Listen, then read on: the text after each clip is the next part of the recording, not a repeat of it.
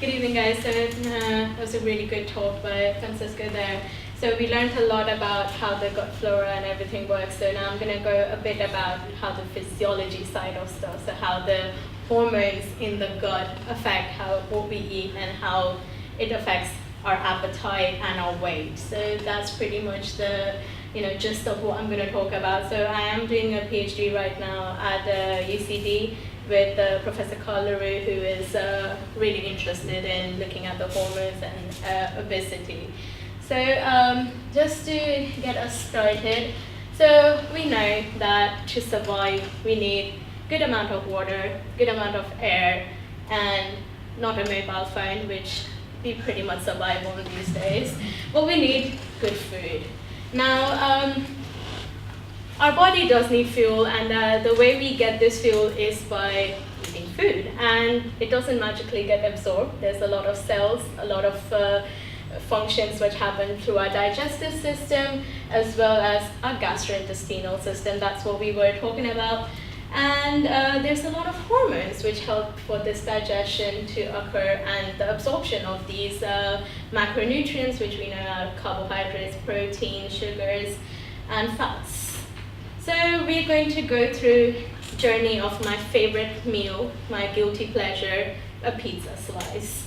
Now, I'm sure across the room, all of us love our pizzas, and this is how I look at it when it comes to me. My eyes go wide, and I'm really excited about the pizza slice. So, of course, put the pizza slice in our mouth, get inside our esophagus, which is also the fifth tube, and it gets to our favorite place, the stomach. Now, stomach is where the first hormone as such is released, and that hormone is ghrelin.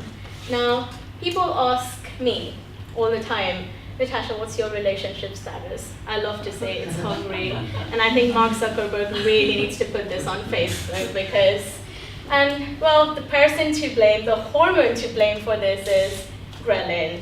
So whenever you are hungry, that's basically your ghrelin levels, which are increased in your stomach, which tell your brain, hey, I need to have that pizza slice, I need to eat something, I am really hungry.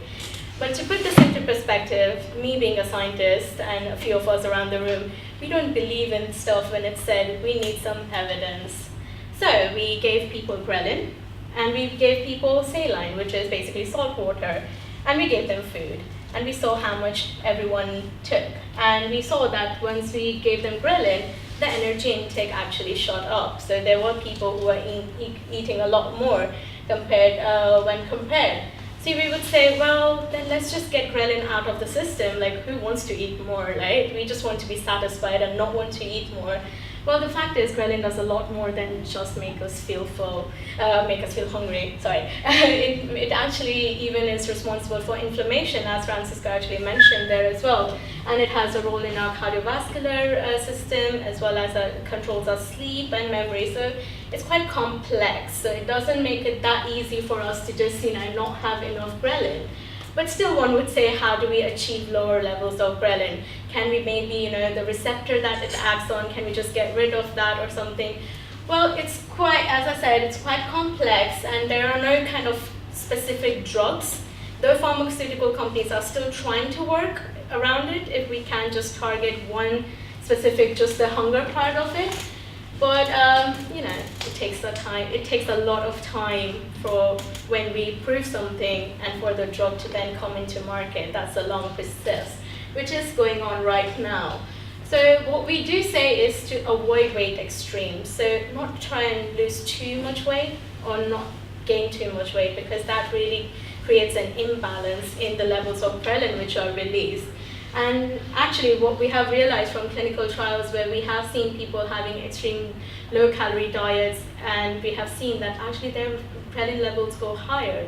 So the more extreme you diet, the more the ghrelin levels. So that's making you more hungry. So that's not really helping us. So we do say eat more protein, because protein actually decreases when you have more protein, you're more full. So ghrelin levels actually stay lower. Eat regularly, so don't skip meals. That's something we do say. And as well as try and maintain your stable weight. So just be there. Don't, again, go through the extremes. Now the pizza slice has traveled down and has now turned into chyme. Doesn't look that appealing as it used to as a pizza slice. Now this chyme is moving to our small intestine. Sadly, small intestine is called small intestine, though it's 22 feet long, longer than our long intestine, but it's also because of the diameter of it that it's called the small intestine. So now is the time when a hormone cocktail is released. So your gut has now come, your intestine has now come in contact with the chyme and realizes, hey, you know, I've had one pizza slice, I need to release a few hormones to tell my brain I've had enough food. So these hormones are CCK, PYY, GLP-1, and oxytocin. Thank God for the short forms, or else we would be here throughout the night talking. And if I had to, you know, say the actual name of all of them. So again, you know, the part of me where doesn't want to believe stuff till I see some things happening. So CCK, what it does, it tells the gallbladder release some bile. We need bile because it needs to absorb that cheese on the pizza slice that you had. So that's how CCK works. Good thing about CCK is it actually decreases the amount of food intake. Again, we put CCK into people, asked them to eat, so they ate less than they did when they didn't have enough CCK in their body. So that, you know, again, good results for us in the form of knowing that how this hormone works. The next hormone in the cocktail is PYY. PYY is again released when the pizza slice goes into our intestine and says, hey, you know what, maybe I've had enough, so it reduces our food intake, then makes you feel full. And again, when we gave people PYY, injected them into people, we found out that the amount of food they ate actually reduced. GLP-1, another one of our magic hormones, which makes us feel full, does the same thing as thin. So you know, that is the same with oxytocin. Again, reduces our meal size and makes you feel full. So we gave them a buffet meal this time and saw how much they ate. They ate less than a person who did not have enough oxytocin when we gave them. So one would say, we could conclude that, okay, fine, these gut hormones modulate our hunger, modulate our satiety. Now, why have I been talking about these hormones? You know, we could just say, just induce people, just give them the hormones and we'll see. But we do have side effects of these hormones, so that's the downside of it. Also, how does this play a role into our daily lives? Well, it does, because the obesity levels right now in Ireland, specifically, we have 37% who are overweight and 24% which are obese, which might not sound like an alarming figure right now. But the new WHO report says by 2020, Ireland will be the most obese country in Europe. Now that is alarming. That is what we need to target. And if we know that these hormones have that potential of making us feel full, why not use them? As I said, with every drug or anything, we have some side effects. When we did give people gut hormones, we saw that they had a bit of nausea that they felt, and a dislike towards food. I mean, as much as I would like to stay full and stay fit, I still don't want to hate the pizza slice. We all want to like food.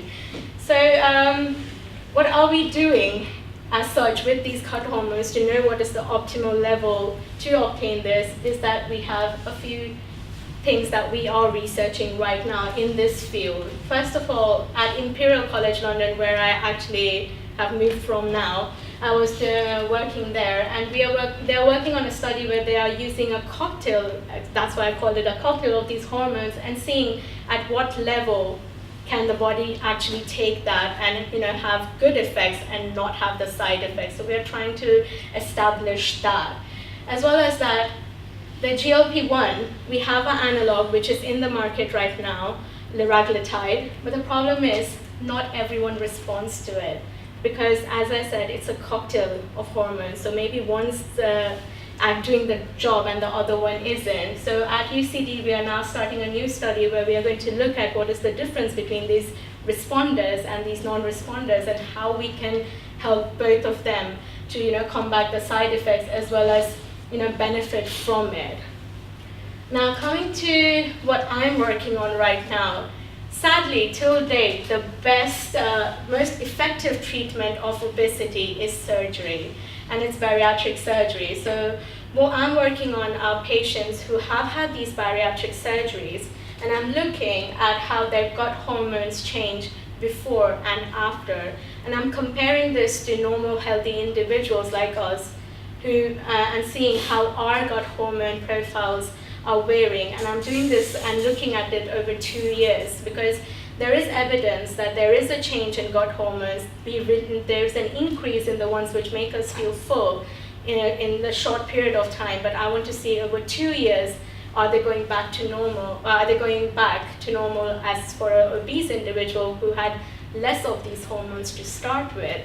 Or are they actually increasing the amount that we are releasing it after surgery? So I am actually recruiting people for the healthy side of stuff. So if you guys are interested, please, there are flyers lying around, so you can have a look, contact me, and I can send you more information. And it's really, the thing that we want to get out of it is to see how we can help people with the obesity to increase that amount of gut hormone release. So you will be thinking, okay, she's spoken all this about us, how can I achieve more satiety levels? What can I do? What can I change in my daily life to help myself? Well, eat good amounts of protein, because protein makes you feel a lot full, especially with the obese individuals as well. We tell them to start with eating protein on their plate. Then eat healthy fats. So protein, of course, you would get source of protein. A good source of protein is your meats, a good amount of fish, and fats, again, you would get healthy fats from avocados or oily fish, as well as good amounts of fibers, as Francisco mentioned as well, green leafy vegetables, fruits, which give you a nice, and then of course our complex carbohydrates. What we generally see is that if you start in that order, by the time you get to the carbohydrates, you are pretty full. Don't feel shy to leave stuff on your plate. If you are full, stop, because we want to avoid that extremities. That's the whole point, to maintain that stable diet. So thank you so much for listening, and that's my details there. So thank you.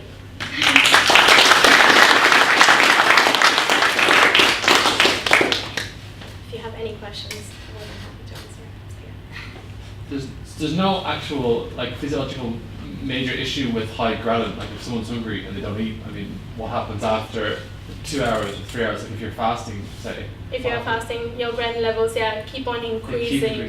They keep on increasing, but after time you reach that stable level. After that, the brain stops responding to it, and I think that's what happens when you do extreme fast. But we say to avoid that for sure, because again, we don't want that extreme state. You kind of disrupt your set point in your brain. Your brain knows that, this is my set point, this is how much food I need.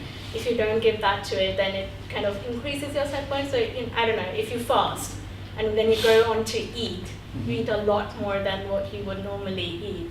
So you're disrupting your whole physiology. So we don't really recommend that at all, to be honest. So yeah.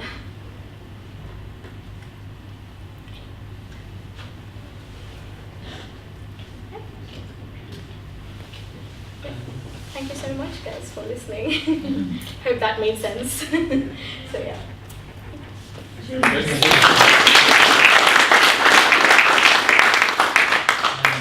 Thanks, Mike. There's flyers just on Yeah. the door. So if anyone who's interested in taking part of the study with Natasha and you guys, it would be great for them to take that study. But thanks a million again. Thank you. So we have next meetup it's on the 4th of April. We'll be talking, I think, some of your colleagues from UCD about metabolites in blood. We had a talk last year about metabolites in blood. It's like a whole new field of how to diagnose various illnesses and diseases through your blood testing. So it's very new science. It should be really interesting talk if anyone's free on that date. So I'll put up the event and we'll meet up probably in the next couple of days. But thank you for coming anyway. Cool.